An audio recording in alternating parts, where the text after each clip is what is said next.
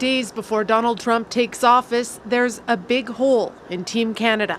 I don't blame Danielle Smith for speaking up for her industry. That's part of her job.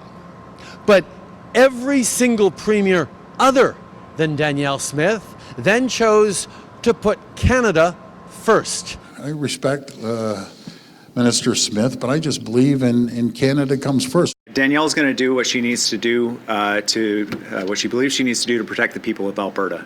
Canada's premiers met this week with Justin Trudeau, hoping to emerge united on how to deal with Donald Trump's tariff threat.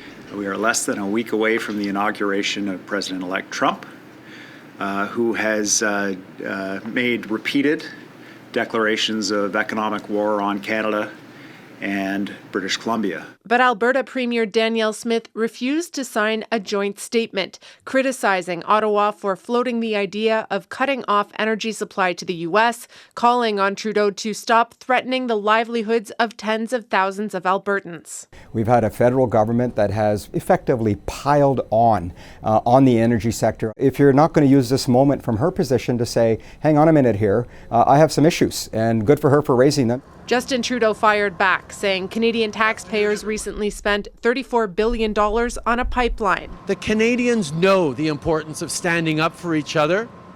That's why Canadian taxpayers bought the Trans Mountain Pipeline expansion. Liberal leadership candidate Mark Carney also took a swipe at Smith and the federal Conservative leader. Sending Pierre Poilievre to negotiate with Donald Trump is the worst possible idea. I can think of one other politician I might not send. Pierre Poilievre accused the federal Liberals of sowing division. They're resorting to dividing our people, divide and conquer. But when Pierre Poilievre was asked whether he'd use Canadian energy exports as leverage in a trade war, he didn't answer the question. Okay, so Kate, some federal ministers are traveling to the United States trying to change Trump's mind. What's your sense of how that's going?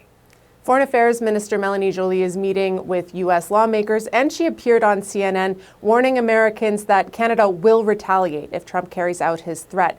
Two other federal ministers crossed the border this week trying to sway American politicians, but we know that Canada is also preparing for whatever happens next. The Prime Minister has said he's open to some sort of subsidy program for businesses and workers affected by the tariffs.